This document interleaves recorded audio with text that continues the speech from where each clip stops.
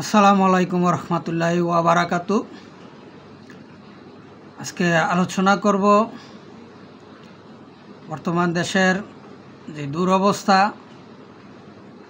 দুরপরিস্থিতি এবং রাজনৈতিক যে দুরবস্থা, দুরপরিস্থিতি, বাংলাদেশের বর্তমান আইন ব্যবস্থা যে দুঃশাসনের দিকে চলে যাচ্ছে, দুরবস্থা, এবং বাংলাদেশ আওয়ামী লীগ সরকারের মাননীয় প্রধানমন্ত্রী বঙ্গবন্ধু কন্যা দেশরত্ন জননেত্রী শেখ হাসিনার বিষয়ে কিছু আলোচনা করব।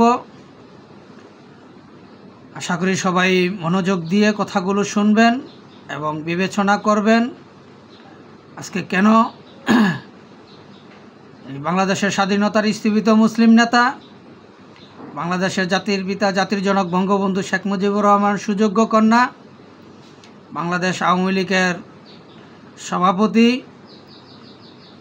দেশরত্ন জননেত্রী শেখ হাসিনা,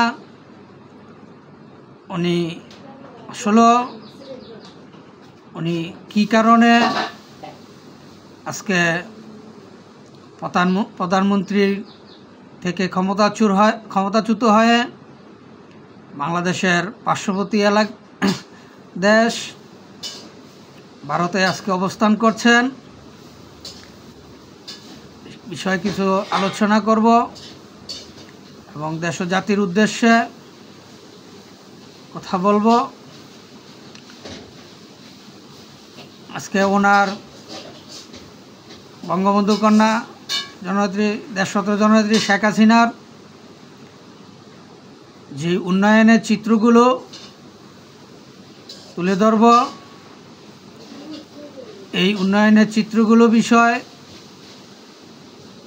আপনারা যারা দেশের সর্বস্তরের সচেতন জনগণ আছেন, আপনারা এগুলো বিবেচনা করবেন। এই ডিসিশনগুলো কি তার ভুল ছিল, না জনগণের জন্য এগুলো করা তার কর্তব্য ছিল, এই বিষয়ে আপনারা চিন্তাভাবনা করবেন এবং সঠিক সিদ্ধান্ত বুঝবেন, সেই আশায় আজকে কিছু আলোচনা করব। যে উনি বঙ্গবন্ধুর কন্যা, আওয়ামী লীগের সভাপতি, বাংলাদেশের প্রধানমন্ত্রী দেশরত্ন জননেত্রী শেখ হাসিনা, উনি যে উন্নয়নমূলক কাজগুলো করেছেন, যেমন উনি যে পদ্মা সেতু করেছেন, এই পদ্মা সেতুতে কাউকে বা বিশ্বে হইতে এই দেশের কাউকেই উনি দুর্নীতি করার সুযোগ দেন নাই। এটাই ছিল তার একটি ভুল। দেশ ও দেশের বাইরের সিন্ডিকেট খোরামকে যদি উনি দুর্নীতি করার সুযোগ দিতেন এবং বিশ্বব্যাংকের সাথে যদি উনি সমঝোতায় আসতেন, তাহলে আজকে তার বিরুদ্ধে এই দেশের জনগণকে ভুল বোঝাতে সক্ষম হতে পারত না। ছাত্র সমন্বয়ক নামে দেশবিরোধী চক্রান্তকারীরা উনি এই পদ্মা সেতুতে কাউকে কোনো রকম দুর্নীতি করার সুযোগ দেন নাই। এই দেশের জনগণের অর্থের সহায়তায় এই পদ্মা সেতুর কাজ নির্মাণ করা হয়েছে, সম্পূর্ণ করা হয়েছে। এটাই ছিল তার একটি ভুল, আজকে যা আমরা বুঝতে পারছি। আর এই দেশের জনগণকে বুঝিয়েছে এই দেশবিরোধী চক্রান্তকারীরা।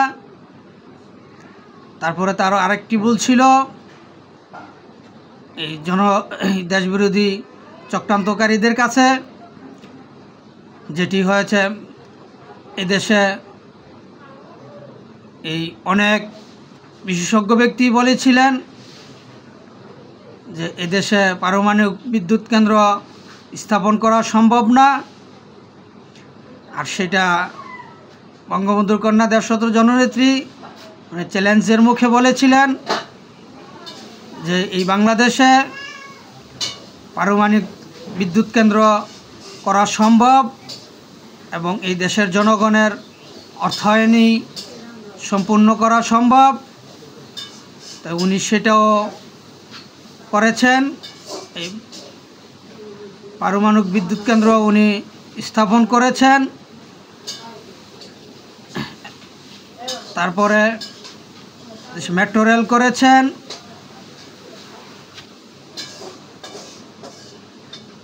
রেল করেছেন। এখানেও কোনো কাউকে দুর্নীতি করার সুযোগ দেন নাই। তারপরে আপনার এলিভেট স্প্রে করেছেন, এয়ারপোর্টে 3rd টার্মিনাল করেছেন। বাংলাদেশের প্রত্যেকটি অঞ্চলেই ফ্লাইওভার নির্মাণ করেছেন। এই সমস্ত কাজগুলি উনি করেছেন এবং যে মহাসড়কগুলো করেছেন, বাংলাদেশের এক প্রান্ত থেকে অন্য প্রান্তে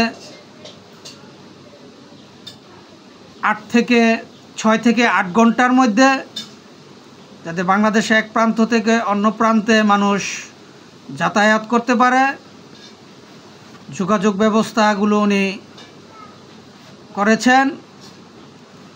এই কাজগুলোতে অন্যান্য দলসহ এই দেশবিরোধী চক্রান্তকারী যারা এবং দেশের বিরুদ্ধে যারা সবসময় ষড়যন্ত্র করেন, তাদেরকে কোনো সুযোগ দেওয়া হয় নাই। এটাই ছিল তার ভুল। এবং ইসলামিক রাষ্ট্র হিসাবে, ইসলামিক দেশ হিসাবে ইসলামিক কার্যকলাপ সুন্দর মতো পরিচালনা যাতে করা যায় বাংলাদেশের প্রত্যেকটি স্থান থেকে, সেই জন্য 560টি মডেল মসজিদ উনি করেছিলেন। আর সেইগুলোতে এই দেশবিরোধী চক্রান্তকারীদেরকে সংযুক্ত রাখেন নাই বিদায় আজকে তার এই পরিস্থিতিতে পড়তে হয়েছে। এটাই তার ছিল সব ভুল। এবং আমরা যে ডিজিটাল বাংলাদেশ থেকে স্মার্ট বাংলাদেশে পরিণত করার যেই সুযোগ করেছিলেন,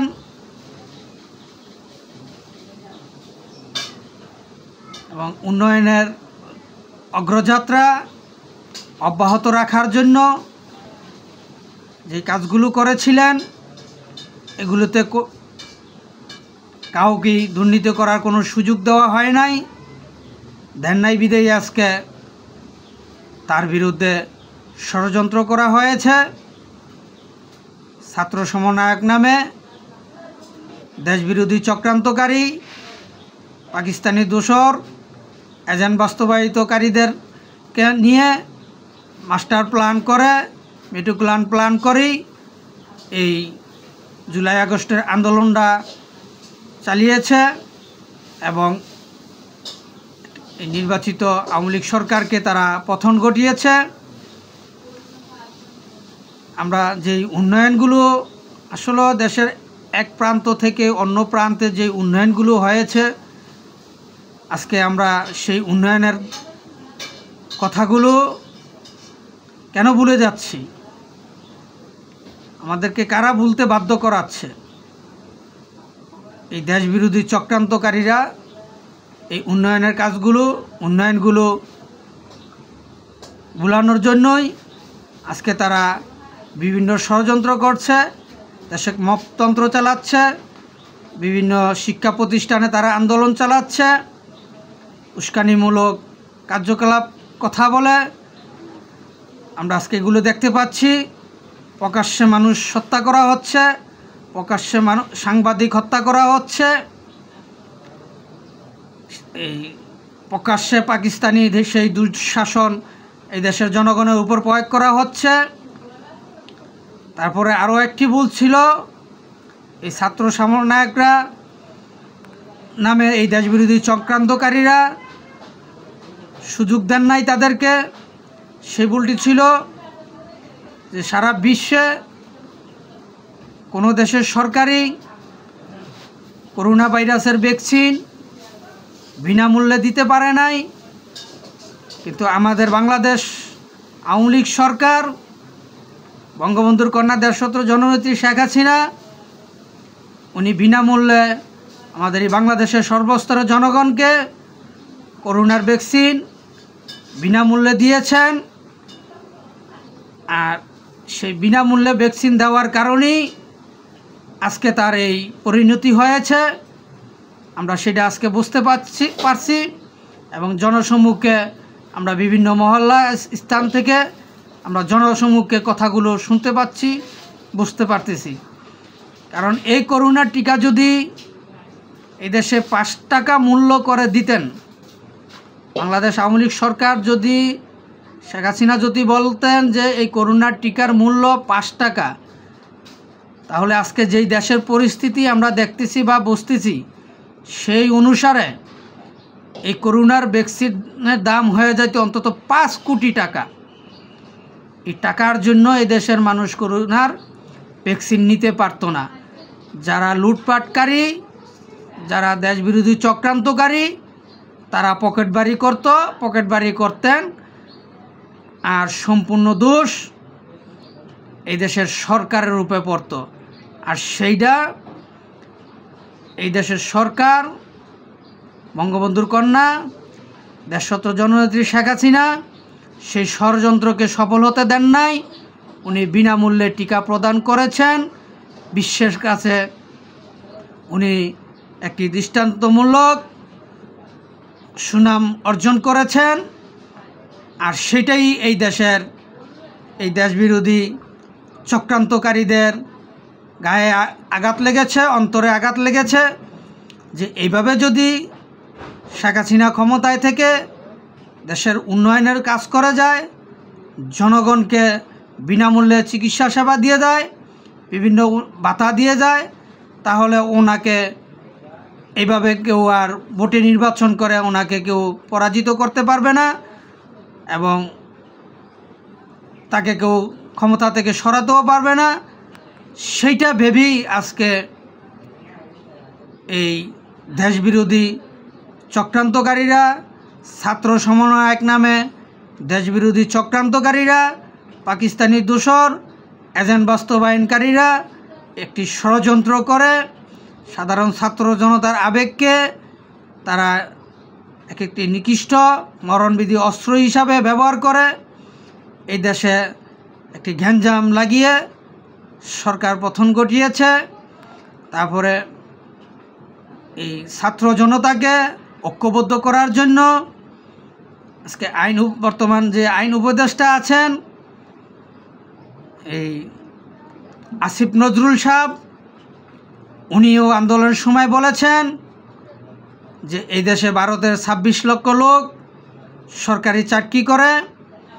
আর এই 26 লক্ষ লোক যদি এদেশে চাকরি না করে, তাহলে এদেশের সাধারণ ছাত্র জনতাই সেই চাকরিগুলো করতে পারবে। এই রকম এই যে মিথ্যে পরলোভ তারা দেখিয়ে এই সরকারকে তারা পতন ঘটিয়েছে, আন্দোলনকে চাঙ্গা করেছে। তাই আজ গত 1 বছর হয়ে যাচ্ছে, আজও পর্যন্ত এই আসিফ নজরুল সাহেব একজনও ভারতীয় সরকারি কর্মকর্তা দেখাতে পারেন নাই, কোনো কাগজপাতিও দেখাতে পারেন নাই। তাই এখান থেকেই আমরা এই জাতি বুঝতে পারছি আজকে, আর বোঝার বাকি নাই। এই জুলাই আগস্ট আন্দোলন মানে একটি প্রতারণার আন্দোলন, একটি ধোঁকার আন্দোলন। এই আন্দোলনে সাধারণ ছাত্র জনতার সাথে, এই দেশের জনতার সাথে সাধারণ ছাত্র জনতার সাথে তারা প্রতারণা করেছে, তারা ধোঁকা দিয়েছে, এটা আজকে স্পষ্ট হয়ে গেছে। তাই এই জন্য আমি দেশ ও জাতির কাছে আহ্বান করছি, অনুরোধ করছি, আপনারা এখনও সময় আছে, একতাবদ্ধ হন, ঐক্যবদ্ধ হন, এই দেশবিরোধী চক্রান্তকারীদের বিরুদ্ধে মাঠে রুখে দাঁড়ান। তাদের বিরুদ্ধে প্রতিবাদ করুন। এই সমন্বয়ক নামে, ছাত্র সমন্বয়ক নামে, এনসিপি নামে, জামাত শিবির নামে এই দেশবিরোধী চক্রান্তকারী এবং এই পাকিস্তানি দূষর এজেন্ট বাস্তবায়িতকারীদের বিরুদ্ধে আপনারা সোচ্চার হন, মাঠে নামে আসেন, বাংলাদেশ আওয়ামী লীগের পাশে দাঁড়ান, একতাবদ্ধ হন, ঐক্যবদ্ধ হন। বাংলাদেশের